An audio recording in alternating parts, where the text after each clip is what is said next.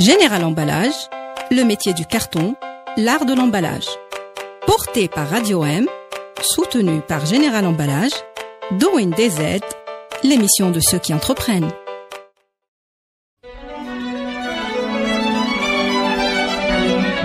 Pour bien s'entendre, il faut bien s'écouter. Rendez-vous sur M, la petite radio du Grand Maghreb.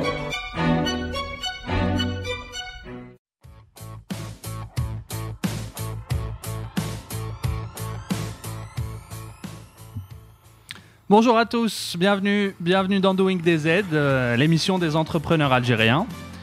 Ils ont sauté le pas, ils ont tenté l'aventure entrepreneuriale, ils viennent nous raconter leur histoire. Et cette semaine, c'est un parcours un peu atypique, puisqu'un pharmacien, devenu roi de l'événementiel et de la communication, vient nous raconter tout ça. Yassine Loubert, fondateur de l'agence Esprit Ouvert et du salon Sifal, nous fait le plaisir d'être avec nous. Bonjour Yassine. Bonjour Mahmoud. Marhaba bik. Allah yaslimik, merci beaucoup. Je vous remercie de m'avoir invité. Merci à toi de nous rejoindre. Comment ça va déjà ? Ça va, très bien, alhamdoulilah. Oui, sous la pluie. J'ai été bien reçu chez Radio M. Bon, ça va. Ça va donner envie aux autres de venir. Oui. Avant de commencer, je vous propose d'écouter la biographie de notre invité préparée par la rédaction de Radio M et on revient juste après. Pharmacien diplômé de la faculté centrale d'Alger, Yassine Loubert tente quelques expériences en tant qu'attaché commercial auprès de compagnies pharmaceutiques internationales et dans l'entrepreneuriat, avant de lancer en 2008 Esprit Ouvert, société de communication, publicité, édition et organisation de manifestations scientifiques, culturelles et économiques. La société est créée avec pour ambition d'organiser un salon international destiné aux pharmaciens. Ce sera chose faite avec le Sifal. Le salon international de la pharmacie et de la parapharmacie en Algérie, destiné à tous les professionnels de la santé, qui devient un rendez-vous incontournable du secteur et qui fêtera cette année sa 12e édition. Alors Yassine, sans plus tarder, on va en 2008, ou même avant, hein. Tu es sur les bancs de la fac centrale. Bien avant, les bancs de la bien fac avant, centrale, ouais. 2002. Oui, j'ai fini en 2002. D'accord, donc bien avant. Oui, j'ai fini en 2002. Je devais finir un peu avant, ouais. Je ne cache pas. On va mettre ça sur le compte de la jeunesse. Eh oui, il faut bien. Et j'ai fini en 2002, ouais. J'ai obtenu mon diplôme de pharmacien en 2002, tout à fait. Donc tu es sur les bancs de la fac, en pharmacie. À cette époque-là, c'est quoi tes projets ?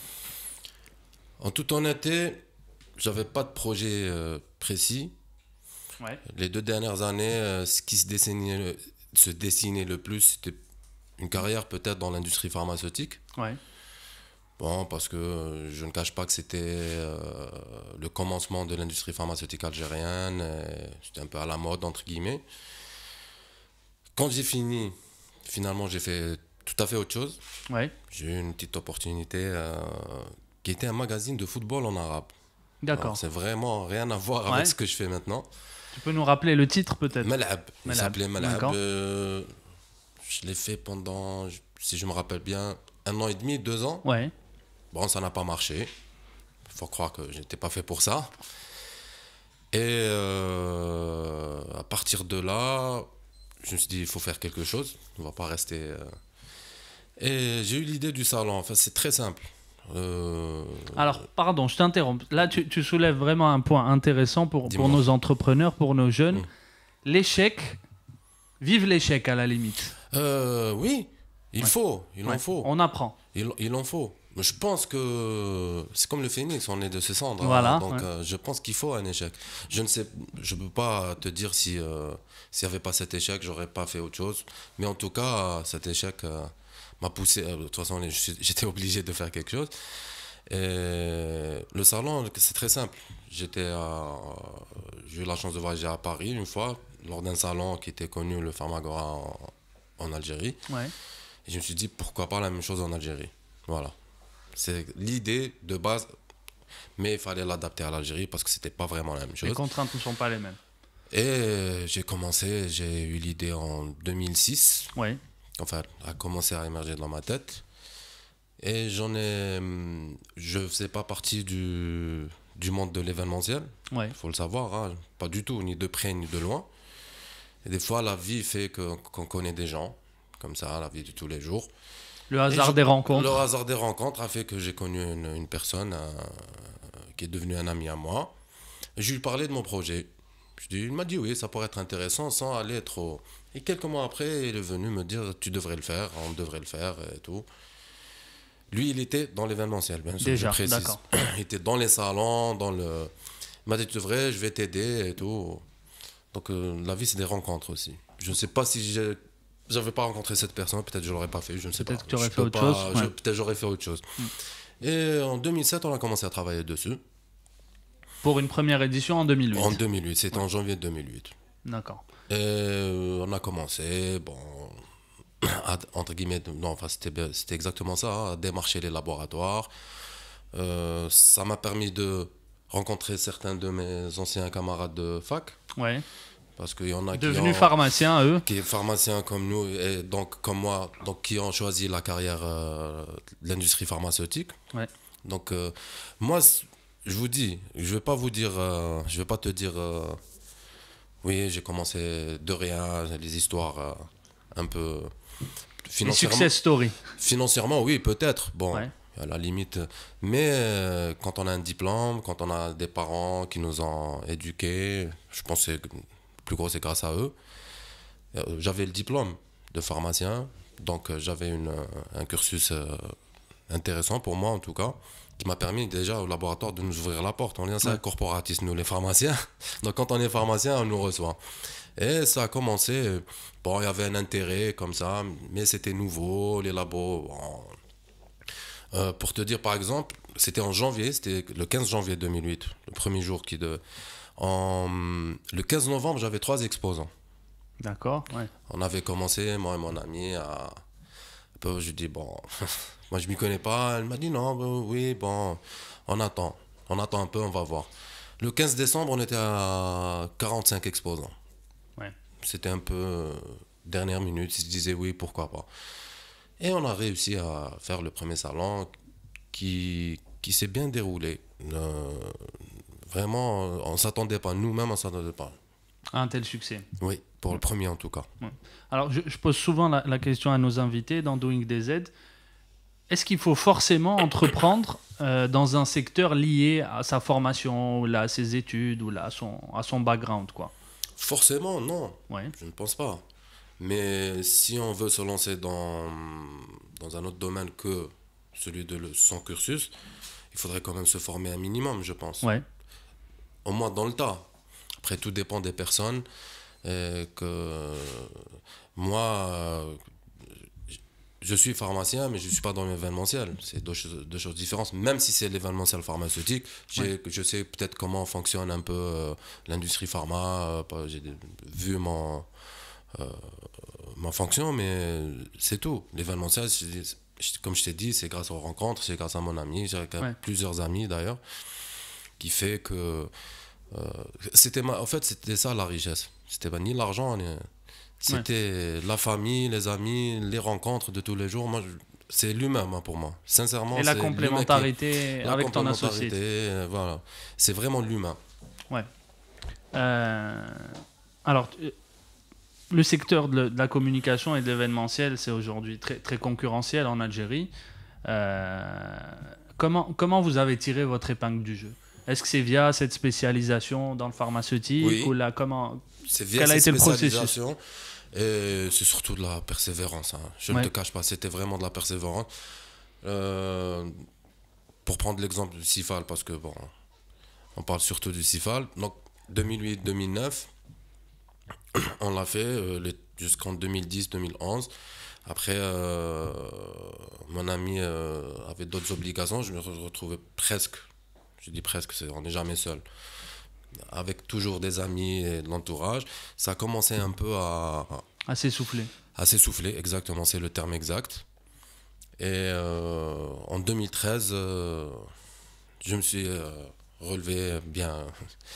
Je me suis enfermé pendant 3 mois, j'ai tout refait. Refait la charte, j'ai tout refait, la stratégie et tout, grâce à des collaborateurs aussi. D'accord. On fait jamais On n'est jamais seul. Ouais. Moi, je n'ai jamais dit j'ai fait, parce que je n'ai jamais fait les choses seul. Ouais. Il faut faire avec les gens qu'il faut. Bien sûr. Des collaborateurs, on a changé de stratégie. En fait, Tu peux peut-être nous décrire un peu. Je t'explique. Avant, Ouais. le CIFAL, c'est le salon international de la pharmacie et de la parapharmacie en Algérie. Ouais. Avant, c'était un salon où les exposants devaient être les laboratoires de pharmacie, les entreprises de parapharmacie, tous les services liés à la pharmacie, de loin ou de près. Et les visiteurs, tous les professionnels de la santé étaient visés, tous, D'accord, ouais. sans aucune exception. À partir de 2013, on a un peu, si on peut utiliser ce terme, re-axé vers le pharmacien d'officine. D'accord. Donc le CIFAL maintenant, c'est le salon du pharmacien d'officine. D'ailleurs, 80% de nos visiteurs, c'est des pharmaciens d'officine. Donc, qui viennent découvrir les nouvelles tendances, voilà, les nouvelles tendances, nouveaux produits. Les nouveaux produits, les nouvelles propositions commerciales. C'est un tout. Il y a le côté scientifique, commercial, image. Donc le laboratoire vient pour le côté commercial, pour le côté image aussi. Institutionnel, et il y a en marge du salon tout un programme scientifique qui est le CIFAL organise quelques-uns, 2-3 il essaie de ramener un truc sur l'actualité du pharmacien d'officine, et le reste du programme est en général fait par les laboratoires eux-mêmes avec des symposiums, des congrès, des démonstrations et tout ça. C'est un peu la Fashion Week de la pharmacie. Oui. Ah tiens, c'est sympa ça. On pourrait... Je te facturerai la recommandation après. Oui. 10%. Voilà. Panama Papers. On va envoyer ça dans un paradis fiscal. Le CIFAL, tu me disais hors antenne que ça te prenait 6 mois plein dans l'année. Maintenant, oui. Avant, c'était plus. Ouais. Maintenant, parce que, bon, on peut dire qu'il s'est installé depuis 2013. Et nos partenaires, laboratoires et les autres entreprises nous font l'honneur maintenant de venir chaque année au CIFAL. Ouais. Et c'est devenu des partenaires, c'est vraiment devenu des partenaires pour la plupart. C'est plus des clients. Oui, c'est devenu des partenaires parce qu'ils participent, c'est grâce à eux que ça fonctionne aussi le CIFAL. Ouais. Ils invitent les pharmaciens, ils participent avec leurs stands, avec leurs animations. C'est ça un salon aussi, hein. C'est pas juste l'organisation, faut pas croire. Ouais. Donc c'est nous tous. Je pense que s'il y a un maillon qui se casse, je sais pas, ça marchera plus. Ouais. Donc si on a dit 6 mois dans l'année, est-ce que tu peux nous raconter un peu une semaine type ou là, bien que je sais qu'il n'y a pas de semaine type dans ce genre de secteur, mais un peu tes journées. On commence par envoyer ce qu'on appelle les dossiers de part. D'abord le travail. Quand je dis 6 mois, ça nous prend 6 mois effectifs. Mais avant, on travaille à préparer le dossier, à choisir la thématique. D'ailleurs, juste après chaque CIFAL, par exemple l'année passée, juste après, on a commencé à travailler sur le prochain CIFAL. Sur l'édition suivante. Mais sur les grandes lignes. Par exemple, la thématique, comment programmer les grandes lignes. Et on attend quelques mois pour mettre en œuvre tout ça. Donc finalement, on travaille toute l'année, mais c'est un peu plus, les grandes lignes avant les 6 mois. Après, dès que les dossiers sont prêts, la thématique, les propositions de programme, on envoie les dossiers à nos partenaires qui réagissent assez vite et on commence à travailler ensemble sur le programme. Même eux proposent des programmations. C'est pour ça que j'ai dit vraiment c'est des partenaires. Des suggestions. On essaie sur comment faire évoluer. Et c'est ça, je pense, qui le fait marcher. D'accord. C'est un travail de groupe, vraiment. Partenaire, mon équipe. Sans elle, je pense que ça se fera pas aussi. On va revenir sur ton management et sur tes équipiers. La pression. On imagine que pendant ces événements, tu es soumis à une rude pression et pendant toute l'année, par ailleurs. Comment tu gères ça? Quels conseils tu peux donner sur cette gestion du stress, la pression? Je ne cache pas. Dans les 6 premières années, les 7 premiers CIFAL, la pression était beaucoup plus... Parce que la pression, je pense, c'est des étapes. Parce que j'avais la pression sur tout. Je n'étais pas sûr d'avoir le nombre d'exposants suffisant. Ouais. Je n'étais pas sûr d'avoir le nombre de visiteurs suffisant. Pas ça. Les petits problèmes de tous les jours et tout. Avec l'année, avec l'évolution année après année, c'est mon expérience. Comme je t'ai dit, surtout ces 3 à 4 dernières années, il y a la pression, entre guillemets, des partenaires qui est un peu moins. Parce que c'est devenu justement des partenaires, donc ils viennent et ils nous conseillent. On est devenu vraiment, donc c'est devenu assez incontournable pour eux, pour la plupart en tout cas. Les visiteurs aussi, les pharmaciens, c'est devenu un rendez-vous. Donc la pression qui reste, c'est sur la programmation, sur essayer d'innover, d'avancer, de faire mieux. Ça, c'est une grosse pression aussi d'essayer de faire. Parce que, alhamdoulilah, je ne cache pas, à chaque dernier sifal, on me dit c'est le meilleur. Il y a une amélioration. Donc, ça veut dire que ça va, on évolue. Et après, vraiment, c'est quand on dit c'est le meilleur, je me dis comment je vais faire pour l'année prochaine pour faire mieux. Ouais. Et donc, ça, au contraire, ça permet justement de nous booster. C'est un challenge. Après, pour revenir à ta question de comment gérer la pression. Pas gérer la question d'avant, parce que je viens de me rappeler un truc sur comment j'ai pu me maintenir, c'est vraiment la persévérance. Ouais. C'est pas autre chose. C'est pas, il y a eu de la concurrence, hein, ça n'a rien à voir, il y a eu de la concurrence. C'est la persévérance. Ni j'ai attaqué, ni on m'a attaqué, je pense que c'est le seul truc, c'est la persévérance. Et on reçoit des coups, on tombe. Oui. Et il faut persévérer, il faut jamais laisser tomber. Et je ne te cache pas que j'ai eu un moment, je pense que tout le monde l'a dans sa vie, où j'allais laisser tomber. Ben ouais. Et c'est là où je te dis, c'est l'humain. Là-bas, c'était ma femme, les amis. L'entourage ça, est très important. L'entourage. Ouais. Sans eux, j'aurais arrêté, hein, je te le dis. À une certaine période. Hein. Quand ça devient compliqué. Où ça s'est vraiment essoufflé. Bon, je me posais des questions et tout. Et j'avais même pensé un peu à ralentir Et là, ma femme, mes amis... La famille, tout le monde a été... Non, c'est ton bébé, comment... Ouais. Bon, chacun a usé de son pouvoir. Voilà. Voilà, comment il pouvait utiliser. Et sincèrement, c'est grâce à eux. Hein. C'est grâce à eux, notamment ma femme. D'accord. Qu'on salue par là même.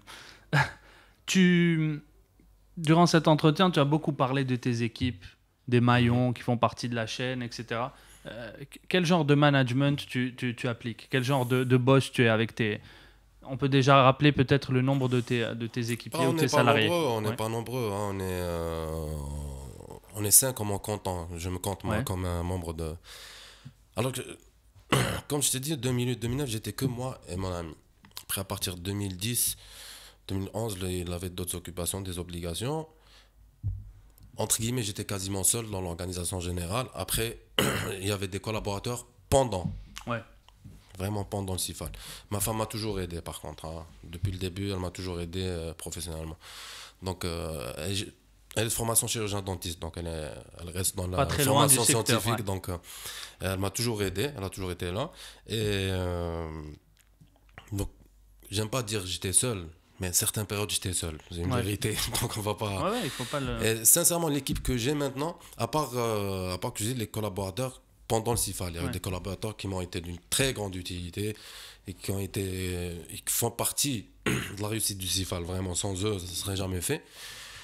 Et quand ça a commencé à se mettre en place, comme tu disais tout à l'heure, là, j'ai pu recruter. Parce que je ne cache pas aussi que le chiffre d'affaires ne permettait pas de recruter. Hein. On va parler aussi côté argent. Business et argent. Le chiffre d'affaires vraiment ne permettait pas. Donc, j'ai commencé par recruter un chauffeur démarcheur qui m'a beaucoup aidé, déchargé de beaucoup de trucs que je faisais moi-même. Après, une assistante. Et là, j'ai un chef de projet. Ma femme travaille toujours avec moi dans Esprit Ouvert. Ouais. C'est la responsable. C'est une des responsables aussi.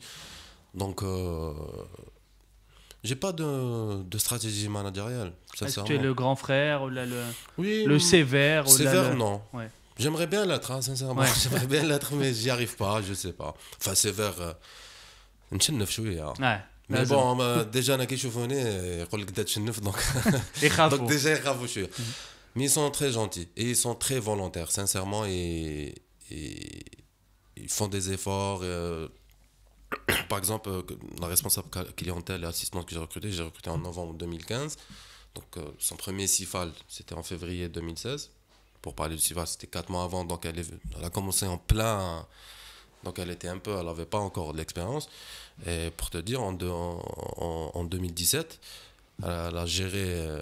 J'aurais jamais cru qu'elle a géré certains trucs. Moi, je savais même pas que ça pouvait se gérer. Ouais. Non, mais c'est vrai. Hein. Donc, je sais pas si c'est ma stratégie managériale, ça, je ne peux pas te dire, sincèrement. Moi, c'est au feeling, quoi. C'est au feeling. Moi, mon bureau est ouvert. Ouais. Tu viens, tu poses tes questions. Des fois, j'ai pas le temps un peu, comme on dit, de former. Je leur dis, vous avez une question, venez la poser. Il n'y a aucun pause. Et même la plus basique. Qui vous paraît peut-être débile, non, mais il n'y a pas de question. Tout est... Donc, à partir de là, maintenant, il y a des trucs qu'ils ne me posent même pas la question. Ils ne me posent même pas la question. Ils le font parce qu'ils savent comment ça se passe. Voilà. Et je pense que c'est l'expérience aussi de tous les jours. Il y a ma femme, comme je dis, qui aide. D'accord. Donc, le CIFAL, c'est, on va dire, le pilier de ton activité. Et ça t'a ouvert de nombreuses portes auprès des groupes pharmaceutiques, mais aussi auprès d'événements et dans l'organisation d'autres événements. Tu peux peut-être nous parler de l'événement de cette année. Je te cache pas, avec les labos pharmaceutiques, avec certains, oui, on travaille un peu dans la communication, certains événements. Mais ces 2 dernières années, ce qui m'a ouvert porte, c'est l'organisation d'événements pour les institutions. Ouais.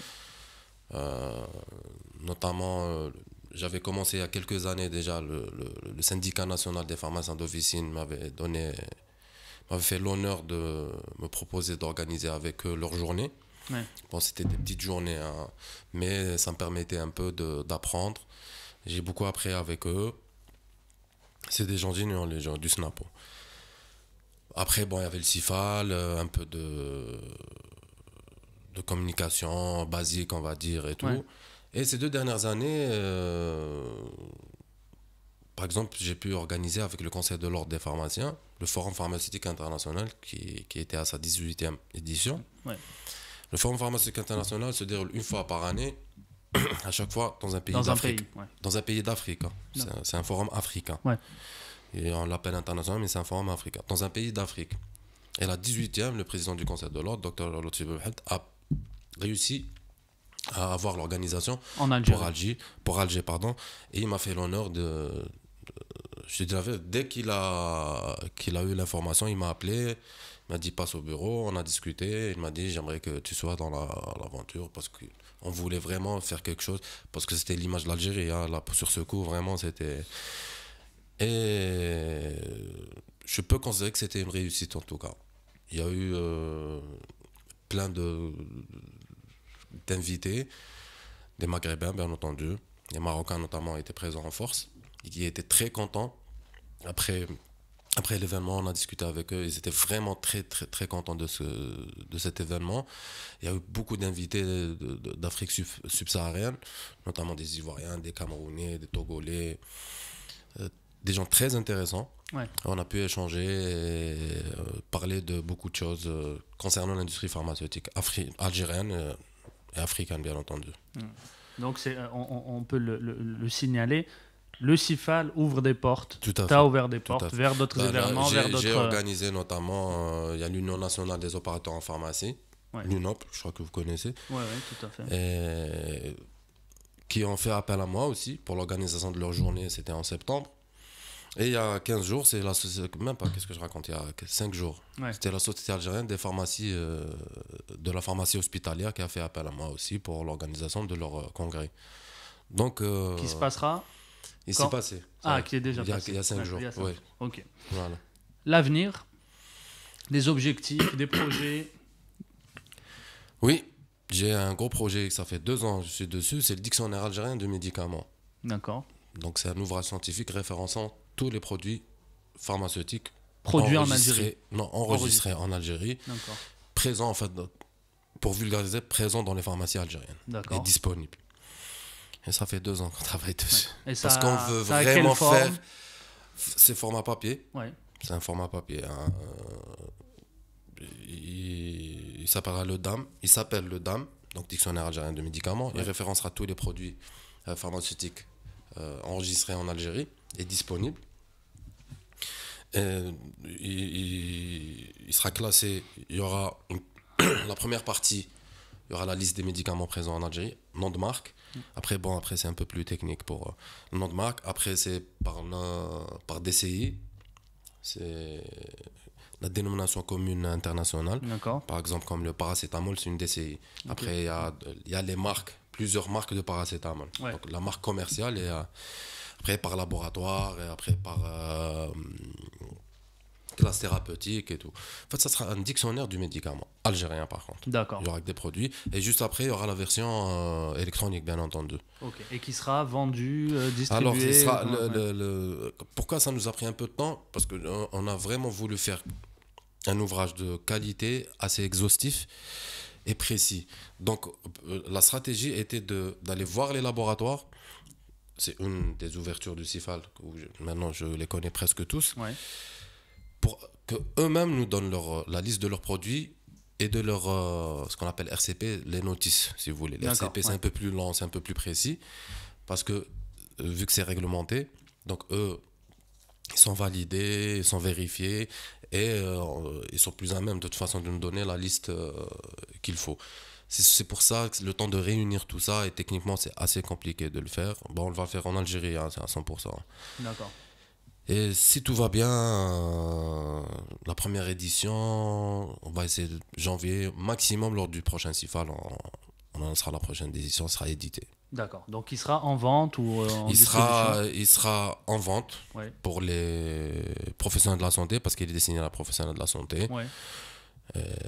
Donc voilà, la demande, de toute façon on a les pages Facebook, on a tout ça, il n'y a pas de souci pour ça. Pour communiquer, ouais. Dernière question, la recette pour entreprendre. Tes conseils à l'entrepreneur en herbe qui nous écoute. La recette, il n'y a pas de recette malheureusement. Recette précise, je veux dire, dans le sens recette, on met ça. Je pense qu'il faut vouloir, la volonté il faut. C'est le premier truc. Il faut vouloir. En fait, il faut vouloir ce qu'on veut.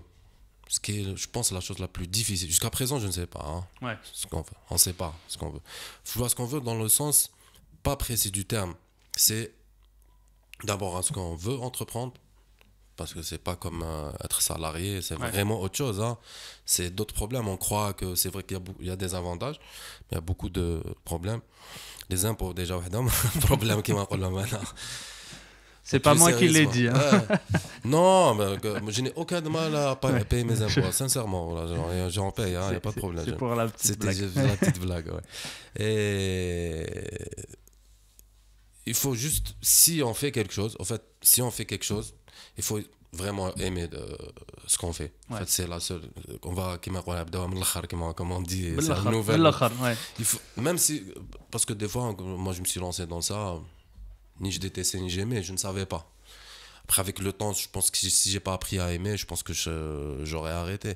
Donc, si on voit qu'on s'épanouit pas, on n'aime pas ce qu'on fait, de toute façon, ça se verra très vite. Ouais, ça se verra très vite. Je pense que c'est le seul. Il faut vraiment, et bien entendu, essayer d'apprendre et de se former au fur et à mesure pour bien évoluer, essayer de faire toujours mieux et plus. Donc, le prochain rendez-vous pour le CIFAL, du 14 au 17 février à la SAFEX. À la SAFEX. 2018. Le rendez-vous, bien sûr. Le rendez-vous est pris. Merci. Merci à toi. Merci à Radio 1. Merci d'avoir pensé à moi. Merci de m'avoir invité. Merci d'avoir partagé avec nous. Je remercie tout le monde. Radio 1, ma famille, mes amis. C'est grâce à eux que je suis là déjà, en face de toi. Merci à toi. Merci beaucoup Aïcha. Voilà, c'était donc Esprit Ouvert, on va le présenter comme ça, qui était avec nous. Merci à Soumia qui réalise l'émission et Ahmed qui est derrière la caméra. Je vous donne rendez-vous la semaine prochaine pour un nouveau numéro de Doing DZ. Ciao. Général Emballage, le métier du carton, l'art de l'emballage. Porté par Radio M, soutenu par Général Emballage, Doing DZ, l'émission de ceux qui entreprennent.